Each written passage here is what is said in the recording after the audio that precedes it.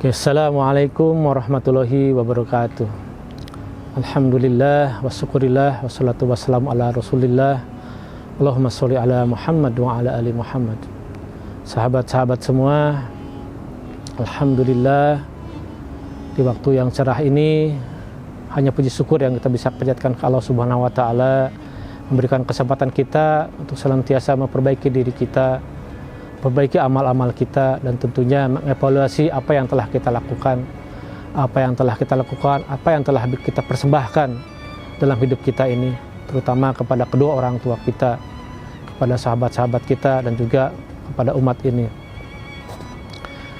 Sahabat-sahabat semua, di bulan Ramadan yang sangat mulia ini, kita diberi kesempatan oleh Allah untuk bisa berbuat lebih baik dengan saum kita, dengan ibadah-ibadah yang lain.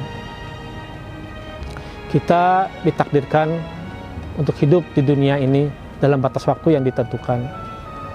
Kita pun sudah diberi surat takdir akan jadi apa, akan menjadi apa nanti kita, besok kita akan apa. Itu sudah ada takdirnya oleh Allah Subhanahu wa taala, ditakdirkan jauh sebelum kita lahir.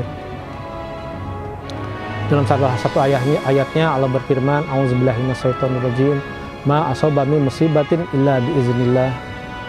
Bahwa segala sesuatu yang akan menimpa diri kita itu pasti ada atas izin Allah. Dalam salah satu ayat lainnya Allah pun berfirman, A'udzubillahi minasyaitonirrajim, ma asaba min musibatin fil ard wala fi anfusikum illa fi kitab min qabli an nabru'aha. Bahwasannya apa yang akan terjadi di dunia ini juga pada diri kita itu sesungguhnya sudah tercatat jauh sebelum kita ada. Hadirin sahabat semua, bahwasanya kita hidup layaknya seperti air yang mengalir. Kita hidup sesungguhnya sudah ditentukan apa ke depannya. Tapi ada satu kewajiban pada diri kita, bahwa kita itu dikaruniai akal, dikaruniai hati, juga dikaruniai pemikiran. Kita diberi kewajiban untuk mengubah itu semua. Meskipun Allah sudah menakdirkan sesuatu, tapi kita diberi kesempatan untuk itu. Nah, dalam hal ini ada tiga golongan manusia, ada tiga golongan mazhab begitu ya, dalam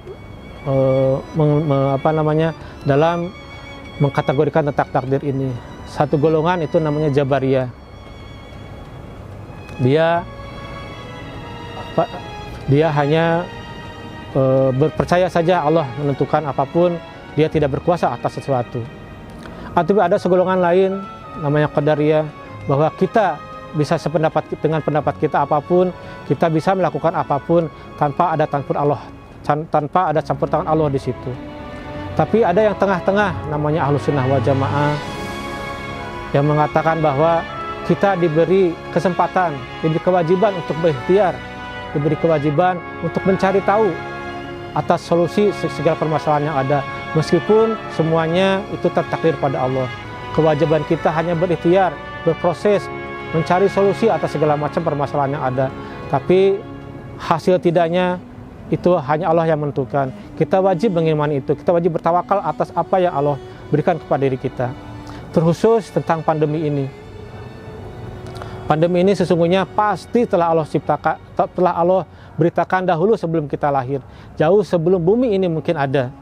Allah telah takdirkan bahwa pandemi ini akan muncul di tahun sekian, muncul di negeri mana, siapa yang akan kena, siapa yang akan tidak kena. Oleh karena itu, kewajiban kita untuk mengimani itu, kewajiban kita untuk tidak takut kepada pandemi, tetapi kita harus waspada dengan pandemi. Karena kita dikaruniai akal, bagaimana menanggulangi pandemi, bagaimana mensikapi pandemi ini. Alhamdulillah, dengan kemampuan Allah yang berikan, akal yang Allah berikan kepada kita, kita sedikit demi sedikit bisa mensikapi pandemi secara proporsional. Kita dianjurkan menggunakan prokes, dengan menggunakan masker, menjaga jarak dan sebagainya. Itu adalah anugerah yang Allah berikan kepada kita dengan menggunakan akal kita, sehingga kita bisa menanggulangi atau mensiasat atau menyikapi tentang pandemi ini. Demikian juga kejadian-kejadian yang akan menimpa diri kita.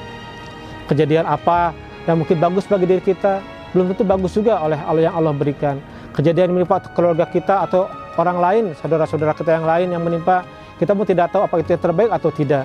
Kewajiban kita adalah berikhtiar sebagai mungkin agar takdir yang menimpa kita itu yang takdir yang terbaik.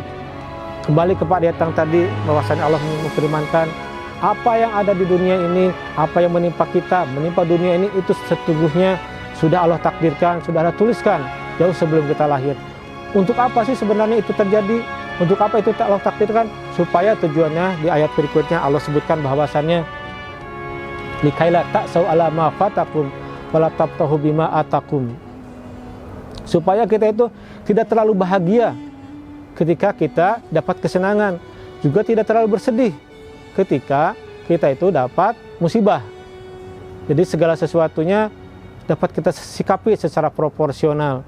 Ketika kita senang, secara proporsional juga. Ketika kita sedih pun secara proporsional. Karena kita yakin bahwa sesungguhnya apa yang menimpa diri kita, apa yang akan menimpa dan akan terjadi besok lusa itu pun sudah Allah takdirkan kepada diri kita.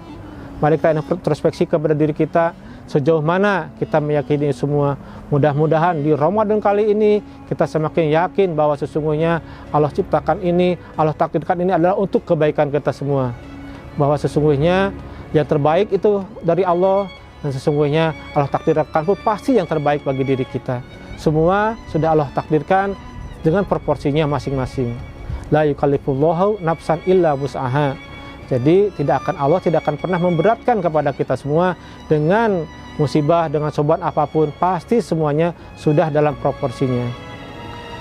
Mungkin demikian yang dapat kami sampaikan. Mudah-mudahan dengan berkah Ramadan ini kita semakin semangat menghadapi hidup ini, semakin semangat memperbaiki diri kita, semakin semangat juga untuk memperbaiki keadaan bangsa dan negara kita ini. Barakallahu walakum. Wassalamualaikum warahmatullahi wabarakatuh.